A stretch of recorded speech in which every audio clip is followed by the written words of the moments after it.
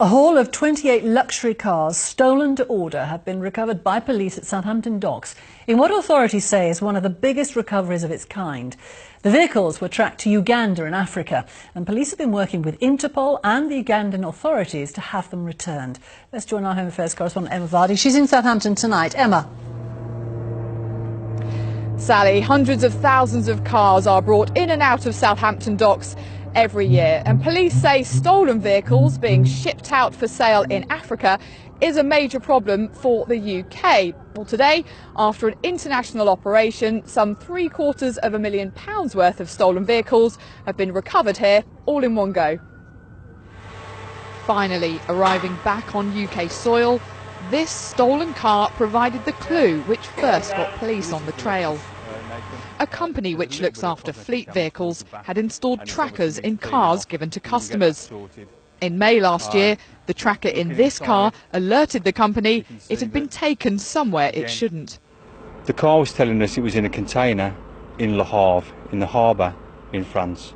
So that raised a lot of suspicion from my point of view and from the company's point of view. We tried to contact the client to make sure he wasn't on a cruise over there or going to France recreationally, and he wasn't. He hasn't spoken to us since. They continued tracking the car and found it was taken from Le Havre over to Oman in the Middle East. From there it was moved to Mombasa in Kenya, and finally over the border into Uganda. Police travelled to Uganda to catch up with the stolen car. Once there, at a compound in the capital, they found not only that car, but many more. These stolen 28 British vehicles, mostly Range Rovers and Audis, which had all had their details changed and were ready to be sold on to Ugandan buyers. How easy was it for the thieves to ship these cars out there? To ship the vehicles out there, unfortunately, it's very easy for the criminal groups. The rigour in the process of export is very little. You don't have to have much details, any identification, things like that, to export people's cars. Over the past 4 years, the National Vehicle Crime Intelligence Service says it seized some £7 million worth of stolen cars being exported out of Southampton alone. Now these cars are back from Uganda. The next job is to try to reunite some of them with their British owners.